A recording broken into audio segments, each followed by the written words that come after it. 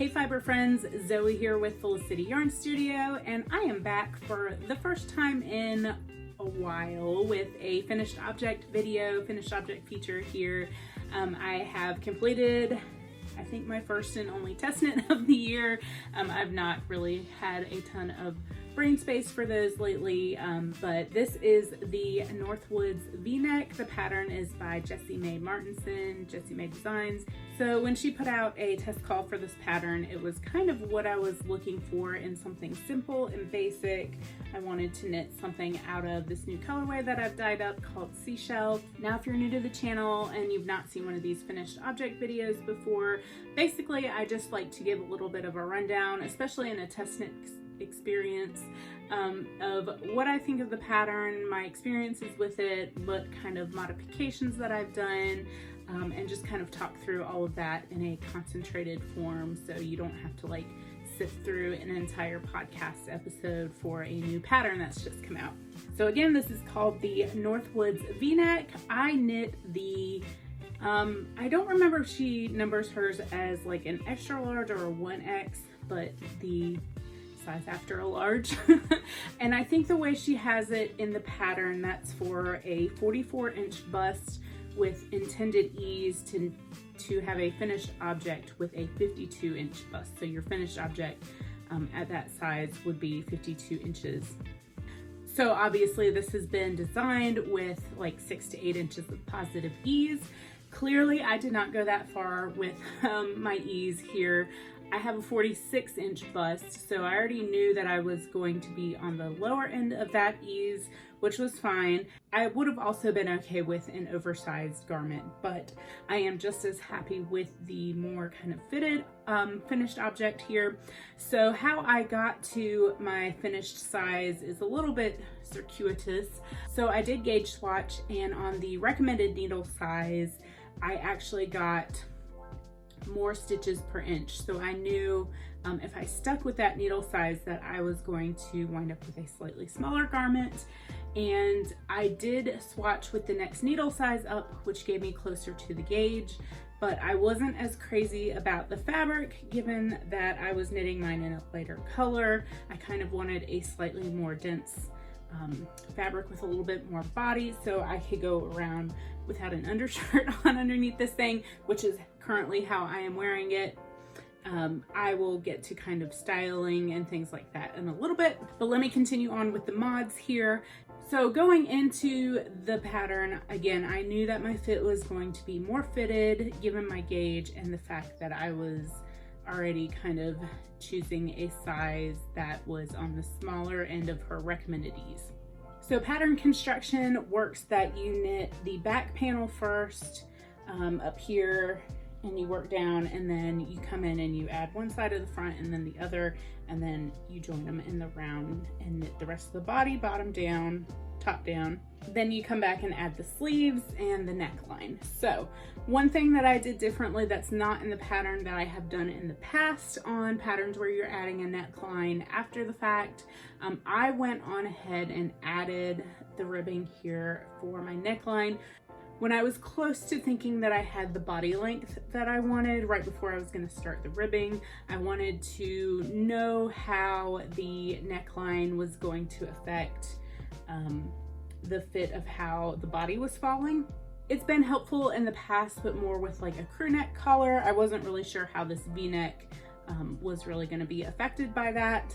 Then on the sleeves, the only other thing that I kind of minorly changed is I knew because my gauge was different, I added an extra row in between each of the decreases on the sleeve. I debated not doing any decreases or doing less decreases overall. I do wish the sleeves were slightly looser, but again, I don't mind this fit for this type of sweater at all. And finally, the last kind of modification that I did, and it's probably the most significant, it changed the most about the pattern, was that I slipped the first stitch of every row when you're doing the front and the back panels to make a cleaner edge for picking up for the sleeves and for the neckline here.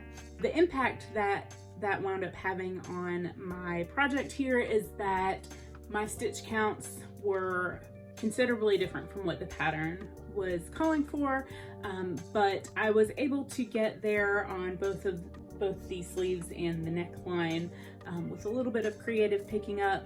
I'll say that it was easier to kind of fudge under the arms because it's kind of hidden down there, and I had a little bit more to work with. I was more worried about getting the stitch count correct for the arms. For the neckline, I think I wound up having to pick up the number for the size below mine, but in the end it all worked out okay. As you can see, everything fits really well. Again, it's probably a slightly more fitted look than what the original pattern looks like, but this is something that I would feel more comfortable wearing on a daily basis. That being said, I could easily see myself knitting a more oversized, kind of loose fitting V-neck like this. As far as yarn goes, again, I used some of my own hand-dyed yarn. This is my colorway Seashell. That's what I have knit this in. This is an undyed skein of yarn, so you can see there is a difference. But it's a very light, kind of buttery, peachy color. It is a DK weight garment. And for my size, I used like less than the yardage that was called for. Mine is slightly cropped, but she didn't really write a body length in the pattern either. But I did use, again, less yarn than what it was called for, less than 5 skeins for the 1X size. Probably the most glaring modification that I've left out here is that I did not do stripes on mine. Stripes just aren't a huge part of my wardrobe. I didn't really feel drawn to do stripes. I'm much more comfortable in this kind of all over one color, simple neutral. That's going to be a great staple for my wardrobe. So that being said, how am I styling this, wearing this? This is a very versatile garment. I can wear it with my flowy linen skirt and it looks very nice and kind of dressy. The only caveat to that being I have literally no reason to wear a skirt anywhere these days, but I have that option if I want it. I am more often going to be pairing this with my pair of jeans.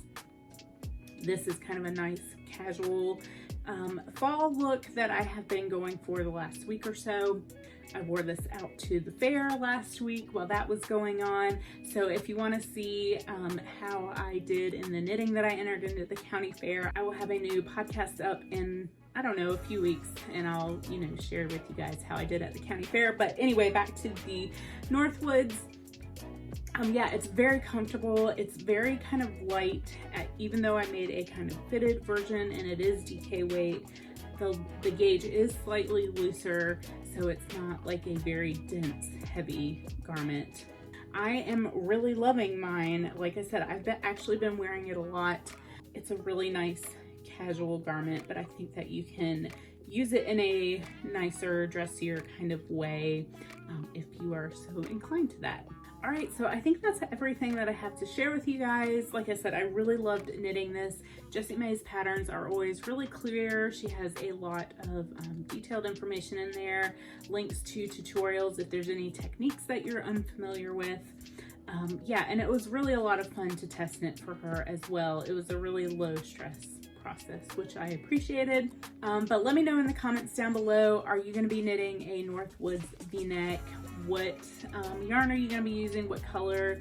Again, it's a great kind of fall lightweight sweater knit, so I hope that you guys are able to knock one out before winter settles in. It's the perfect sweater weather sweater if I do say so myself. I'm gonna go ahead and sign off. Thank you guys so much for joining me today. Don't forget to like and comment and subscribe, all that good stuff. I will be back with another podcast episode in a few weeks. So thank you for joining me today. I will see you again soon. Bye.